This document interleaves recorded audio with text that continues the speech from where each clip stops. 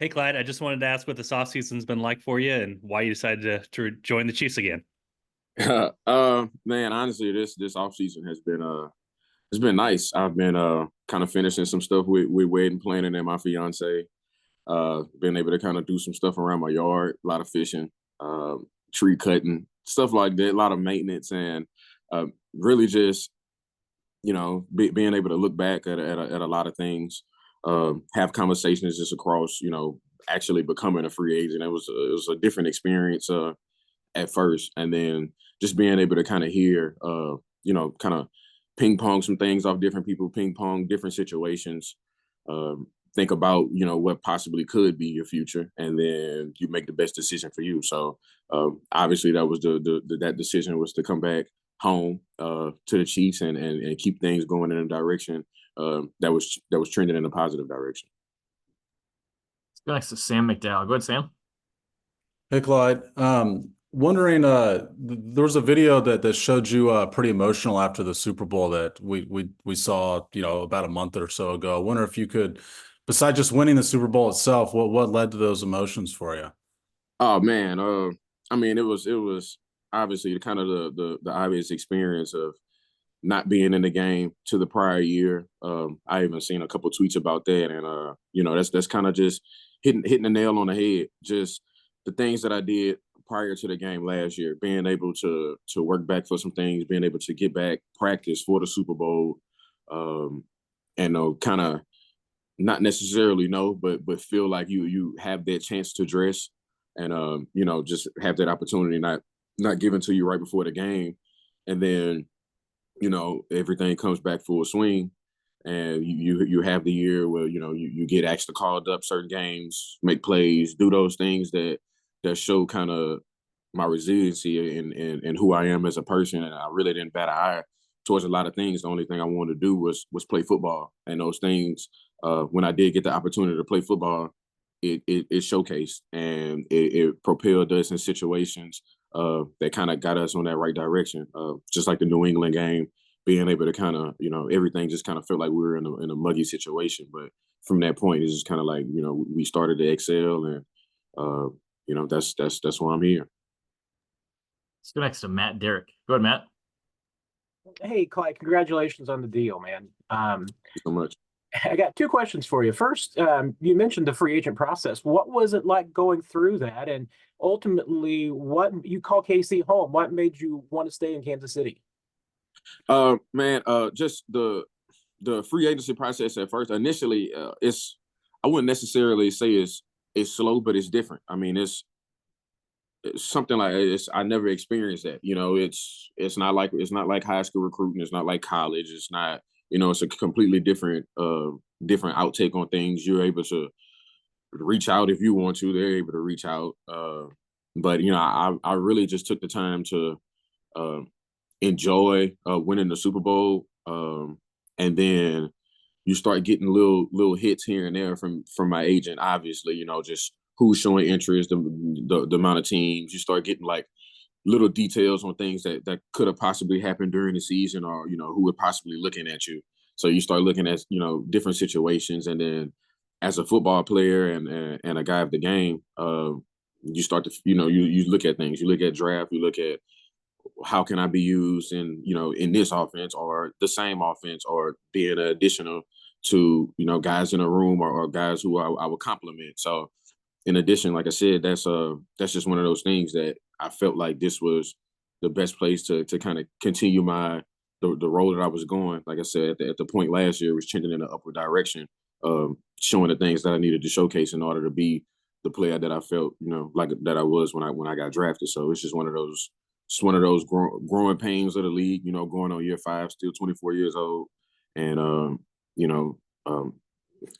answer your second question, KC literally is home. I left Baton Rouge, Louisiana, where I was born and raised, and drafted to the middle of the country. Everybody was telling me it was the best place on earth, and the only thing I could do was embrace it. I was doing the thing that I love, playing football, and grew the most in these last 5 years. Got engaged, actually figured out what life is, buying homes, helping my mom with things, helping my parents. It's just somewhere that I feel like I became a man. I was 20 years old leaving college, not really knowing what was going on. And, prior to that, I was still just a Baton Rouge, Louisiana kid at LSU, just doing the thing that I want to do, was play football. And then before you know it, snap of a finger, I was moving, 12 hours away from home. So this is literally my next spot, and it's home, and I want to continue that. Still could do the things that I love, ride four-wheelers,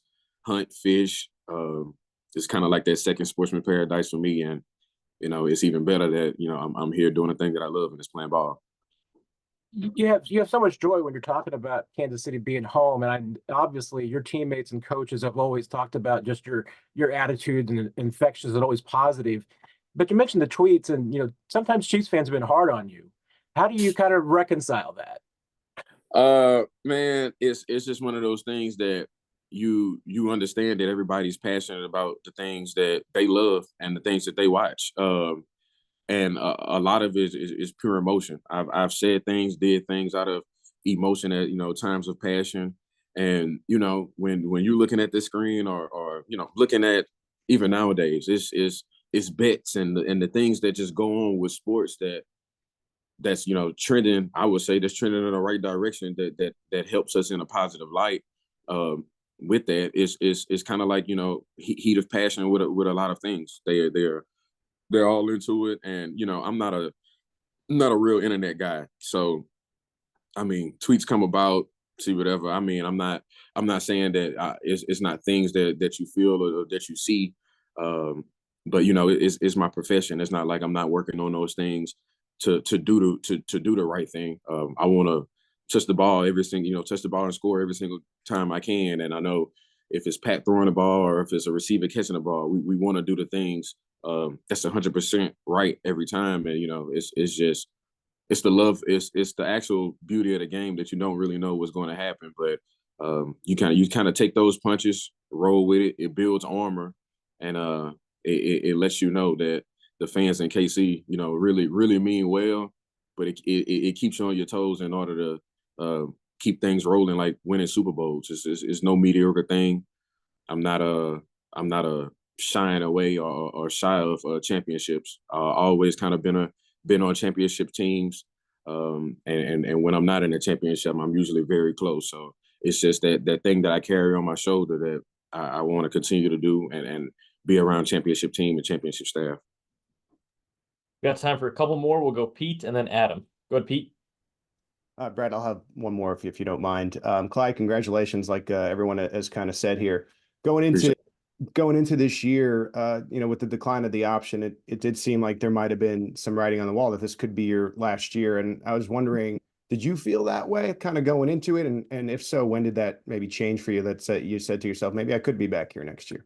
Man, you really just look at things and call it a spade, where a lot of things, like, obviously I wasn't the starter. Picking up a fifth-year option, for a guy who was, in rotation, and, just looking at the number, looking at things, looking at cap space, you as a football guy and a player, you kind of see those things, and some people call it the writing on the wall, and you got to call it the actual sport that we're playing.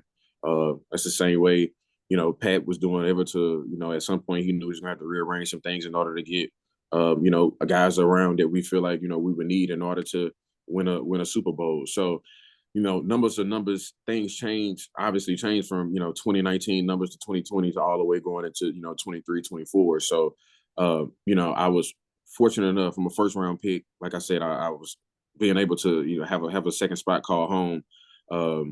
And, a lot of those times, man, just being around football and seeing it, you don't want to say the fifth-year options are rare, but it's not one of those things that you see like, oh, I know that's an automatic thing that's always going to happen. Right.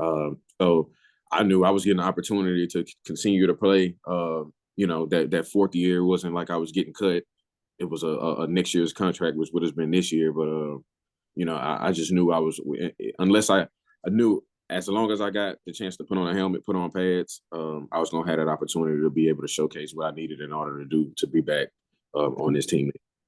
Yeah, and you mentioned those two starts late in the season. I was curious, when with them, and particularly the New England game and the screen.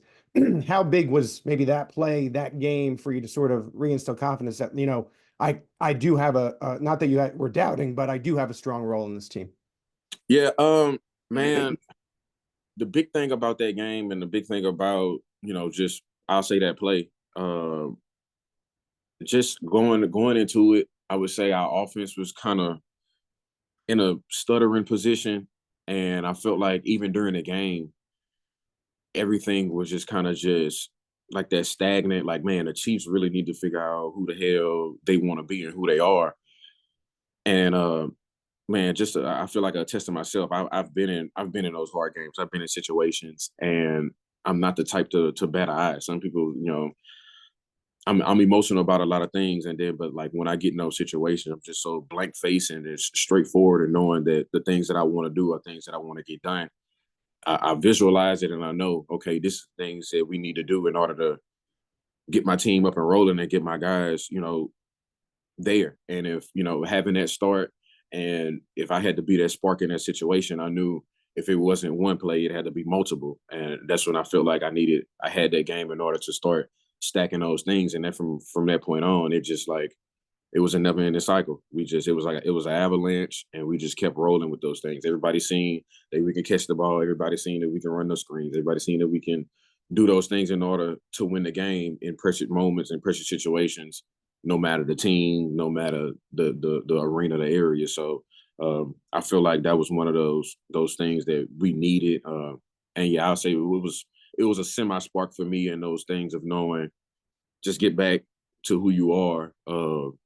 And always just be yourself. I wasn't just like on my high horse knowing like, okay, you finally get your opportunity to start. Just go out there and be Clyde. We'll go last to Adam Teicher. Go ahead, Adam.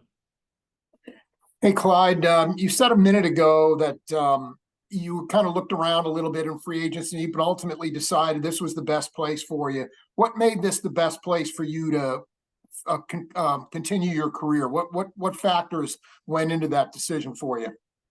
Man, I would say honestly, my teammates were one of the biggest. Like I said, with growth, being here the last 4 years, kind of understanding the offense that I've been in, having Pat kind of lead me in the direction of the things that he sees from a quarterback standpoint. And I've said in multiple interviews, having Travis, he's, you know, personal level from football to just on a day-to-day basis. He's someone that's been in my corner and then picked me up from my lowest of lows. And then when I was on my highest of highs, has been there, you know, trying to put a rocket on my back. So you just have that camaraderie. And then just from upstairs on down, you kind of get those things of obviously I'll be one of the vets in the room, being still on the younger side. I've been in the same offense 5 years. I kind of know those things that Pat will want, Pat would adjust to, and it's a good thing being able to kind of echo those things or being able to spread the word or keep the things going that we know as a vet, and pass that to receivers or pass that to the running backs. Like I remember just one of those, a game at the end of the year, giving Sky a signal when Pat wanted to rock and roll him on a go ball, he ended up scoring. So it's just those things that just being a vet in the room, seeing those things, seeing the little things that might not happen all the time, happen, making those things. I just knew this was the perfect place for me to not only become a 3-time Super Bowl champion, but continue the legacy of the Chiefs and continue the things that I'm doing as a player. So we have one more, Clyde. I'm sorry, Blair. One more quick one. Yeah, Clyde. Hey, just want to know where it stands with nursing school. So I took this spring semester. I just got to ask this question. I took the spring semester off. I was planning this wedding and doing some things like that, and then I mean, a lot of people say it's a lot, but once football season kind of comes about, my schedule is so it's so like nice and put together that I'm able to know exactly when I'm going to, you know, have classes and be home to, you know, write essays and do those things. It's just the off season. I never really knew like how I move around. Might be fishing, might be hunting. It's just those things. I don't want to miss deadlines and things, but I'm probably, as far as my nursing program and having to do clinicals and all that, I'm probably like 2 years on paper out, just based off on how many classes and things that I take, how many hours I want to take, and what'll be my load. So it's trending in the right direction. I think I finished with I think I got 9 hours. So I finished with like a 3.3 this past semester. So it wasn't too bad. It wasn't too shabby. It was winning a Super Bowl, so I got distracted a little bit. Clyde, we appreciate the time. Thanks for joining us. All righty. Thank y'all. See you soon.